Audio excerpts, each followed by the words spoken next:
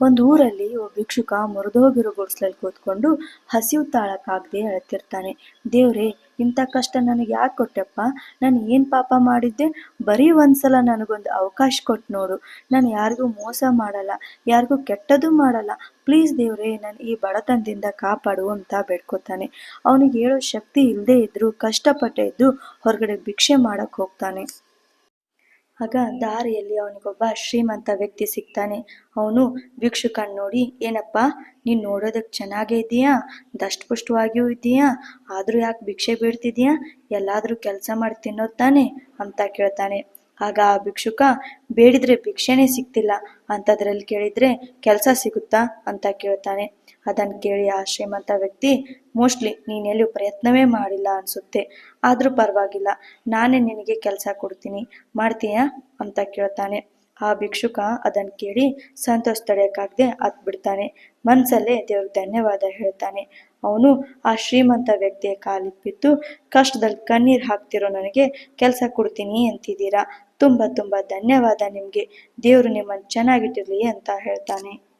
ಭಿಕ್ಷುಕ ಅವನಿಗೆ ಕೆಲಸ ಏನು ಅಂತ ಕೇಳಿದಾಗ ಆ ಶ್ರೀಮಂತ ವ್ಯಕ್ತಿ, ಜಾಸ್ತಿ ಏನೂ ಮಾಡೋದಿರಲ್ಲ, ನನ್ನ ಗೋಡನಲ್ಲಿ ಅಕ್ಕಿ ಮೂಟೆಗಳಿವೆ, ನಾನು ಬ್ಯುಸಿ ಇರೋ ಕಾರಣ ಅವುಗಳನ್ನು ನನ್ನ ಕೈಯಲ್ಲಿ ಮಾರಕ್ಕಾಗ್ತಿಲ್ಲ, ನೀನು ಅವುಗಳನ್ನು ಗಾಡಿಯಲ್ಲಿ ಹಾಕೊಂಡು ಹೋಗಿ ಮಾರ್ಕೆಟಲ್ಲಿ ಮಾರಿ ಬರಬೇಕು ಅಷ್ಟೇ ಅಂತ ಹೇಳ್ತಾನೆ. ಭಿಕ್ಷುಕನಿಗೆ ಫುಲ್ ಖುಷಿ ಆಗಿಬಿಡುತ್ತೆ. ಓ, ಇಷ್ಟೇನಾ? ಪಕ್ಕಾ ಮಾಡ್ತೀನಿ, ನೋಡ್ತೀರಿ ಸರ್ ಹೆಂಗೆ ಕೆಲಸ ಮಾಡ್ತೀನಿ ಅಂತ, ನೀವು ಶಾಕ್ ಆಗಿಬಿಡ್ಬೇಕು. ಆದರೆ ನನಗೆ ಸಂಬಳ ಗಿಂಬಳ ಏನಾದರೂ ಸಿಗುತ್ತಾ ಅಂತ ಕೇಳ್ತಾನೆ. ಆಗ ಶ್ರೀಮಂತ ವ್ಯಕ್ತಿ ಮುಗುಳ್ನಗ್ತಾ, ಹಾಂ, ಯಾಕೆ ಸಿಗಲ್ಲ, ಕಷ್ಟಪಡ್ತೀಯ ಅಂದಮೇಲೆ ಸಿಕ್ಕೇ ಸಿಗುತ್ತೆ ಅಂತ ಹೇಳ್ತಾನೆ. ಆಗ ಆ ಭಿಕ್ಷುಕ, ಎಷ್ಟು ಸಿಗ್ಬೋದು? ಲಾಭದ ಒಂದು 5% ಆದರೂ ಸಿಗತ್ತಾ ಡೈಲಿ ಊಟ ತಿಂಡಿ ಖರ್ಚಿಗೆ ಅಂತ ಕೇಳ್ತಾನೆ. ಆಗ ಆ ಶ್ರೀಮಂತ ವ್ಯಕ್ತಿ, ಅಯ್ಯೋ, 5% ಅಷ್ಟೇ ಯಾಕೆ, ನೀನು ಲಾಭದ 80% ಇಟ್ಕೋ, ಪರವಾಗಿಲ್ಲ, ಆದರೆ ನನಗೆ ಜಸ್ಟ್ ಅದರ ಅಸಲು ಮತ್ತೆ ಲಾಭದ 20% ಕೊಡು ಸಾಕು, ಬಾಕಿದೆಲ್ಲ ನೀನೇ ಇಟ್ಕೋ ಅಂತ ಹೇಳ್ತಾನೆ. ಆ ವ್ಯಕ್ತಿ ಮಾತು ಕೇಳಿ ಅವನಿಗೆ ಸಂತೋಷ ತಡೆಯೋಕ್ಕಾಗ್ತಿರಲ್ಲ. ನಡೀರಿ ಸಾರ್, ಇಲ್ಲಿವರೆಗೂ ಈ ಭಿಕ್ಷುಕನ ಭಿಕ್ಷೆ ಬೇಡೋದನ್ನು ನೋಡಿದ್ದೀರಿ, ಈಗ ನೋಡಿ ಅವನು ವ್ಯಾಪಾರ ಕಲೆನಾ ಅಂತ ಹೇಳ್ತಾನೆ. ಅವನ ಹುಮ್ಮಸ್ ನೋಡಿ ಆ ಶ್ರೀಮಂತ ವ್ಯಕ್ತಿ ಮುಗುಳ್ನಗ್ತಾ ಅವನಿಗೆ ಗೌಡನ್ ತೋರಿಸ್ತಾನೆ. ಆಗ ಭಿಕ್ಷುಕ, ಸರ್, ನೀವು ಟೆನ್ಷನ್ನೇ ಮಾತಾಗೋಬೇಡಿ, ಇನ್ನು ಮುಂದೆ ಈ ಗೋಡ ನಂದಿದ್ದಂಗೆ, ನಾನು ಹೆಂಗೆ ಕೆಲಸ ಮಾಡ್ತೀನಿ ನೋಡ್ತೀರಂತೆ, ನೀವು ಜಸ್ಟ್ ತಿಂಗಳಾದ್ಮೇಲೆ ನಿಮ್ಮ 20% ತಗೊಳಕ್ಕೆ ಬಂದ್ಬಿಡಿ ಸರ್ ಅಂತ ಹೇಳ್ತಾನೆ. ಆ ಶ್ರೀಮಂತ ವ್ಯಕ್ತಿ ಸರಿ ಅಂತ ಹೇಳಿ ಅಲ್ಲಿಂದ ಹೋಗ್ತಾನೆ. ಭಿಕ್ಷುಕ ತಿಂಗಳು ಪೂರ್ತಿ ಕತ್ತೆ ದುಡ್ದಂಗೆ ದುಡ್ದು ಕಷ್ಟಪಟ್ಟು ಗೋಡನಲ್ಲಿದ್ದ ಎಲ್ಲ ಅಕ್ಕಿಯನ್ನ ಮಾರ್ಬಿಡ್ತಾನೆ. ತಿಂಗಳಾದ್ಮೇಲೆ ಆ ಶ್ರೀಮಂತ ವ್ಯಕ್ತಿ ಅವನು 20% ಕೇಳಕ್ ಬಂದಾಗ ಆ ಭಿಕ್ಷುಕ ಸ್ವಲ್ಪ ಯೋಚನೆ ಮಾಡ್ತಾನೆ.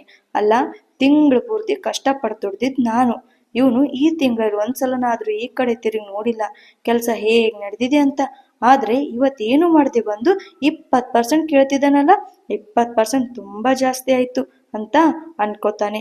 ಆದ್ರೂ ಇರ್ಲಿ ಅಂತ ಅವನು 20% ಅವನು ಕೊಟ್ಟು ಕಳಿಸ್ತಾನೆ. ನೆಕ್ಸ್ಟ್ ಟೈಮ್ ಮತ್ತೆ ಮಾಲ್ ಬರುತ್ತೆ, ಅವನು ಮತ್ತೆ ಕಷ್ಟಪಡ್ತಾನೆ, ಮತ್ತೆ ಎಲ್ಲ ಅಕ್ಕಿನ ಮಾರಿ ಬಿಸಾಕ್ಬಿಡ್ತಾನೆ. ತಿಂಗಳಾದ್ಮೇಲೆ ಆ ವ್ಯಕ್ತಿ ಮತ್ತೆ ಅವನ ಪಾಲ್ ಕೇಳೋದಕ್ಕಂತ ಬಂದಾಗ ಈ ಸಲ ಆ ಭಿಕ್ಷುಕನಿಗೆ ಕೋಪ ಬಂದ್ಬಿಡುತ್ತೆ. ಇವನೇನು ಕಷ್ಟಪಡದೆ ಪುಕ್ಸೆಟಿ ಲಾಭ ದುಡ್ಡು ಕೇಳಕ್ ಬರ್ತಾನಲ್ಲ, ನಂತರ ಕೆಲಸಗಾರ ಇವನಿಗೆ ಯಾರು ಸಿಗಲ್ಲ, ನಾನು ಆಲ್ರೆಡಿ ಮಾರಾಟ ಮಾಡೋದನ್ನು ಕಲ್ತಿದ್ದೇನೆ, ಇವಾಗ ಇವನು ನನ್ನ ಕೆಲಸದಿಂದ ಕಿತ್ತಾಕಿದ್ರು ಪರವಾಗಿಲ್ಲ, ನಾನು ಬೇರೆ ಕೆಲಸ ನೋಡ್ಕೋತೀನಿ, ಆದ್ರೆ ಇವತ್ತು ಮಾತ್ರ ಈ ಸೋಮಾರಿಗೆ 1 ರೂಪಾಯಿನೂ ಕೊಡಲ್ಲ ಅಂತ ಅನ್ಕೋತಾನೆ. ಇಲ್ಲ, ಈ ತಿಂಗಳು ಲಾಭನೇ ಆಗಿಲ್ಲ, ಈ ಸಲ ಮಾರ್ಕೆಟಲ್ಲಿ ಬೇರೆಯವ್ರದ್ದು ತುಂಬಾ ಅಕ್ಕಿ ಬಂದಿತ್ತು, ನಾನು ಅರ್ಧ ರೇಟ್ಗಿಂತಲೂ ಕಮ್ಮಿ ಕೊಡಬೇಕಾಯ್ತು, ಈ ಸಲ ಲಾಭನೇ ಆಗಿಲ್ಲ, ನಾನು ಫುಲ್ ಲಾಸಲ್ಲಿ ಇದ್ದೀನಿ ಅಂತ ಹೇಳ್ತಾನೆ. ಆಗ ಆ ಶ್ರೀಮಂತ ವ್ಯಕ್ತಿ, ಬರೀ 2 ತಿಂಗಳಿಂದ ಕೆಲಸ ಮಾಡ್ತಿರೋ ನೀನೇ ಈ ಮಾರ್ಕೆಟ್ ಬಗ್ಗೆ ಇಷ್ಟೊಂದು ತಿಳ್ಕೊಂಡಿರ್ಬೇಕಾದ್ರೆ ಇನ್ನು 20 ವರ್ಷದಿಂದ ಇದೇ ಮಾರ್ಕೆಟಲ್ಲಿ ಕೆಲಸ ಮಾಡ್ತಿರೋದು ನಾನು, ಲಾಭ ನಷ್ಟದ ಬಗ್ಗೆ ನೀನು ನನ್ಗೆ ಕಲಿಸ್ಬೇಡ, ಈ ಸಲ ಜಾಸ್ತಿ ಮಾಲ್ ಬಂದಿದ್ದರಿಂದ ಜಾಸ್ತಿ ಲಾಭ ಆಗಿದೆ ಅಂತ ನಂಗೆ ಚೆನ್ನಾಗಿ ಗೊತ್ತು, ನಾನೇನು ಜಾಸ್ತಿ ಕೇಳ್ತಿಲ್ಲ, ನನ್ನ ಮಾತಿನ ಪ್ರಕಾರ 20% ಕೇಳ್ತಿದ್ದೀನಿ ಅಷ್ಟೇ ಅಂತ ಅಂತಾನೆ. ಅವನು ಮಾಲೀಕ ಆದ್ರೂ ಅವನೇ ಆ ಭಿಕ್ಷುಕನ ಹತ್ರ ಒಳ್ಳೆ ಭಿಕ್ಷೆ ಬೇಡೋ ಹಾಗೆ 20% ಕೇಳ್ತಿರ್ತಾನೆ.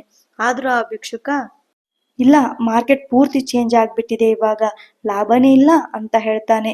ಇದನ್ನು ಕೇಳಿ ಆ ಶ್ರೀಮಂತ ವ್ಯಕ್ತಿಗೆ ಕೋಪ ಬಂದು ಅವನನ್ನ ಕೆಲಸದಿಂದ ಕಿತ್ತಾಕಿ ಬೇರೆ ಕೆಲಸದವರನ್ನ ಇಟ್ಕೋತಾನೆ. ಆದ್ರೆ ಈ ಭಿಕ್ಷುಕನ ಹತ್ರ ಲಾಭ ತುಂಬಾ ದುಡ್ಡಿರುತ್ತೆ. ಅವನು ಆ ಲಾಭ ದುಡ್ಡಿದ್ನ ಅವನದೇ ಸ್ವಂತ ಅಕ್ಕಿ ವ್ಯಾಪಾರ ಶುರು ಮಾಡ್ತಾನೆ.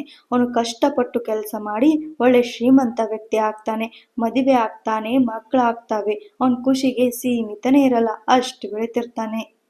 ಆದ್ರೆ ಕರ್ಮ ಯಾರೇ ಆಗ್ಲಿ ಹೇಗೆ ಇರ್ಲಿ ವಾಪಸ್ ಬಂದೇ ಬರುತ್ತೆ. ಏನಾಗುತ್ತೆ ಅಂದ್ರೆ ಒಂದಿನ ಆ ಭಿಕ್ಷುಕ ಮತ್ತು ಅವನ ಹೆಂಡತಿ ಮಕ್ಕಳು ಗೋಡನ್ಗಂತ ಬಂದಿರ್ತಾರೆ. ಭಿಕ್ಷುಕ ಯಾರನ್ನೋ ಮಾತಾಡ್ಸೋದಕ್ಕಂತ ಹೊರಗಡೆ ಬರ್ತಾನೆ. ಆಗ ಆಕಸ್ಮಿಕವಾಗಿ ಅವನ ಗೋಡನ್ಗೆ ಬೆಂಕಿ ಬಿದ್ದು ಅವನ ಪೂರ್ತಿ ಫ್ಯಾಮಿಲಿ ಜೊತೆ ಅವನೆಲ್ಲ ಕನಸುಗಳು ಒಂದೇ ಕ್ಷಣದಲ್ಲಿ ಸುಟ್ಟು ಹೋಗ್ಬಿಡುತ್ತೆ. ಒಂದೇ ಒಂದು ಕ್ಷಣದಲ್ಲಿ ಏನಾಯ್ತು ಅಂತ ಭಿಕ್ಷುಕನಿಗೆ ತೋಚೋದೇ ಇಲ್ಲ. ಆ ಅನಾಹುತದಿಂದ ಅವನ ಹೆಂಡತಿ ಒಬ್ಳು ಬದುಕುಳಿತಾಳೆ. ಅವಳನ್ನ ಹೇಗಾದ್ರೂ ಮಾಡಿ ಉಳಿಸ್ಕೊಳ್ಬೇಕು ಅಂತ ಅವನ ಹರಸಾಹಸ ಪಡ್ತಾನೆ. ಅವನ ಆಸ್ತಿ ದುಡ್ಡು ಎಲ್ಲ ಖರ್ಚು ಮಾಡಿ ಅವ್ನು ರೋಡಿಗೆ ಬಂದ್ರು ಅವನ ಹೆಂಡತಿ ಉಳಿಯೋದಿಲ್ಲ. ಅವ್ನು ನೋಡ್ತಾನೆ, ಶ್ರೀಮಂತ ಯಾವಾಗಾದ ಅಂತಾನೂ ಅವ್ನಿಗೆ ಗೊತ್ತಾಗಲ್ಲ, ಮತ್ತೆ ಬಿಕಾರಿ ಯಾವಾಗಾದ ಅಂತಾನೂ ಗೊತ್ತಿರಲ್ಲ. ಅವನು ಎಲ್ಲಿಂದ ಶುರು ಮಾಡಿದ್ನೋ ಮತ್ತೆ ಅಲ್ಲೇ ಬಂದು ಆ ಭಿಕ್ಷುಕನ ಸ್ಥಿತಿಯಲ್ಲೇ ನಿಂತಿರ್ತಾನೆ. ಆಗ್ಲೇ ಅಲ್ಲೊಬ್ಬ ಸಾಧು ಬರ್ತಾರೆ. ಇವನ್ ಮುಖ ನಿಂತಿರೋ ಸ್ಥಿತಿ ನೋಡಿನೇ ಆ ಪುಣ್ಯಾತ್ಮರು ಇವನ್ ಜೀವನದ ಯಾತ್ರೆ ಗೊತ್ತಾಗ್ಬಿಡುತ್ತೆ. ಆದ್ರೂ ಅವರು ಅವನನ್ನ ಏನಾಯ್ತಪ್ಪ ಅಂತ ಕೇಳ್ತಾರೆ. ಆಗ ಭಿಕ್ಷುಕ, ನನ್ನ ಕೆಲಸ ಪ್ರಯತ್ನದಲ್ಲಿ ಯಾವತ್ತೂ ನಾನು ಹಿಂದೇಟ್ ಹಾಕಿದವನಲ್ಲ. ನಾನು ಪೂರ್ತಿ ಜೀವನ ಕಷ್ಟಪಟ್ಟು ಕೆಲಸ ಮಾಡಿದ್ರೂ ನನಗೆ ಯಾಕೆ ಮತ್ತೆ ಈ ಪರಿಸ್ಥಿತಿ ಬಂತು ಅಂತ ಕೇಳ್ತಾನೆ. ಆಗ ಆ ಸಾಧು ಮುಗುಳ್ನಗ್ತಾ ಹೇಳ್ತಾರೆ, ನೀನು ದೇವ್ರೇ ನನ್ನ ಈ ಕಷ್ಟದಿಂದ ಮುಕ್ತಿ ಕೊಡಪ್ಪ ಅಂತ ಹಸಿವಿನಿಂದ ಬಳಲ್ತಿರುವಾಗ ಇದೇ ಜಾಗದಲ್ಲಿ ಒಬ್ಬ ವ್ಯಕ್ತಿ ನಿನಗೆ ಸಹಾಯ ಮಾಡಿದ್ದ, ನೆನಪಿದೆಯಾ? ಹಸಿದಾಗ ಅನ್ನ ಹಾಕಿದವನಿಗೆ ನೀನು ಏನ್ ಮಾಡಿದೆ? ನಿನ್ನ ಅತಿ ಆಸೆಯಿಂದ ಅನುಭವ ಬಂದಿದೆ ಅನ್ನೋ ಅಹಂಕಾರದಿಂದ ನೀನು ಅವನಿಗೆ ಮೋಸ ಮಾಡಿದೆ ಅಲ್ವಾ? ಜೀವನದಲ್ಲಿ ಸುಳ್ಳು, ಮೋಸ, ವಂಚನೆಯ ಬುನಾದಿಯ ಮೇಲೆ ಕಟ್ಟಿದ ಅರಮನೆ ಯಾವತ್ತಿದ್ರೂ ಒಂದಿನ ಕೆಳಗಡೆ ಉರುಳಲೇಬೇಕು ಅಂತ ಹೇಳ್ತಾರೆ. ಆಗ ಆ ಭಿಕ್ಷುಕ, ನಾನೇನೋ ಹಾಗೆ ಮಾಡಿದ್ ಸರಿ, ನನಗ್ ಶಿಕ್ಷೆ ಸಿಕ್ತು, ಆದ್ರೆ ನನ್ನ ಹೆಂಡತಿ ಮಕ್ಳು ಯಾರಿಗೇನ್ ದ್ರೋಹ ಮಾಡಿದ್ರು, ಅವ್ರು ಯಾಕೆ ಸತ್ರು ಅಂತ ಕೇಳ್ತಾನೆ. ಆಗ ಆ ಸಾಧು ಮತ್ತೆ ಹೇಳ್ತಾರೆ, ನಿನ್ ಹೆಂಡತಿ ಮಕ್ಕಳು ಪುಣ್ಯಾತ್ಮರು, ನೀನ್ ಮಾಡಿದ ಮೋಸದ ಆಸ್ತಿಯನ್ನ ಅವರು ನಿಸ್ವಾರ್ಥದಿಂದ ದಾನ ಧರ್ಮ ಮಾಡಿದ್ರು, ಬೇರೆಯವ್ರ ಕಷ್ಟನ ಅರ್ಥ ಮಾಡ್ಕೊಂಡು ಅವ್ರಿಗೆ ಸಹಾಯ ಮಾಡಿದ್ರು, ತುಂಬಾ ಜನ ಹಸಿದವ್ರಿಗೆ ಅನ್ನ ಹಾಕಿದ್ರು, ಅದರಿಂದ ಅವ್ರಿಗೆ ಮತ್ತೆ ನಿನಗೂ ಕೂಡ ಪುಣ್ಯ ಸಿಕ್ತು.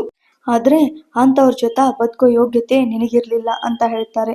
ಆಗ ಭಿಕ್ಷುಕ, ಅವ್ರು ಪುಣ್ಯ ಮಾಡಿದ್ರೆ ಅವ್ರು ಬದುಕಬೇಕಿತ್ತು, ಪಾಪ ಮಾಡಿದವ್ರು ನಾನ್ ಸಾಯ್ಬೇಕಿತ್ತು, ಮತ್ತೆ ಯಾಕೆ ಉಲ್ಟಾ ಆಯ್ತು ಅಂತ ಕೇಳ್ತಾನೆ.